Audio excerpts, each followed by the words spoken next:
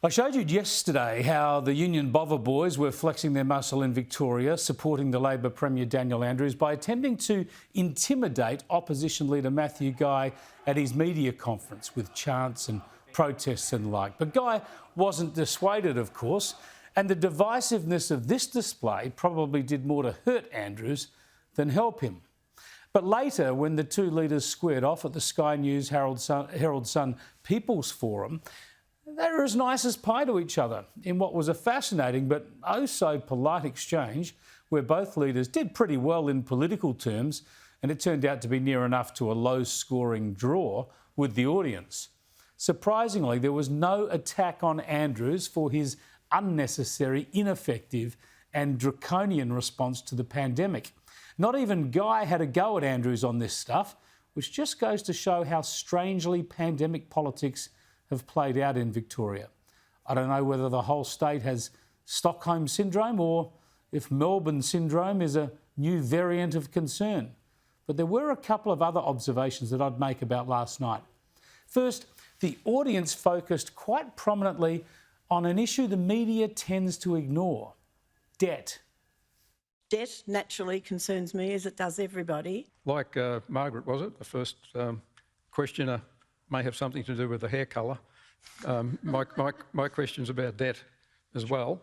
Do you think the $2 flat fare public transport thing is a good and economically viable idea, given you're continuously talking about the state's debt? Yeah, debt rightly worries mainstream voters. They get it. Too many politicians are too reckless about it. Remember, Victoria's debt is more than New South Wales, Queensland and Tasmania's combined. Now, the second point is this. We saw that the Victorian Premier is an unconstrained, old-fashioned socialist. He seems to think profit is evil, that government should deliver most things, and that it should deliver them free of charge.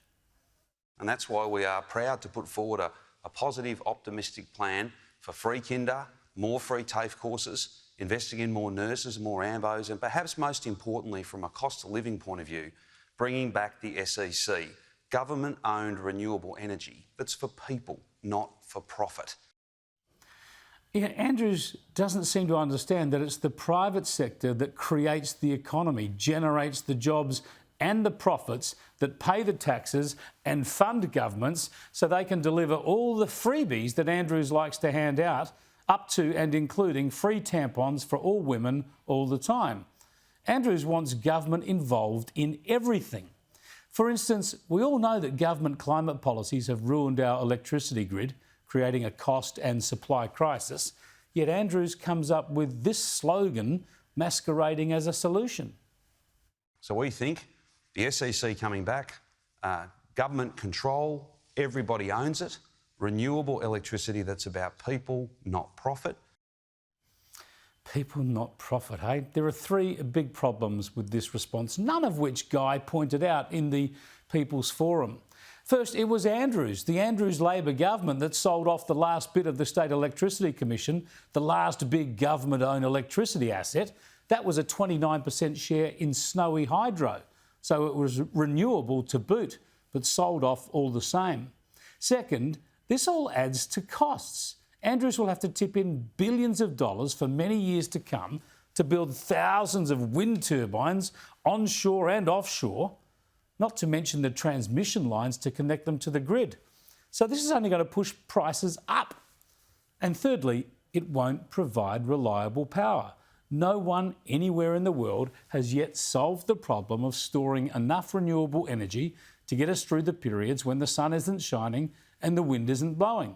So this is political spin, not a plan, and it'll deepen the energy crisis. Only if he's still Premier, Daniel Andrews will now own the energy crisis in his state.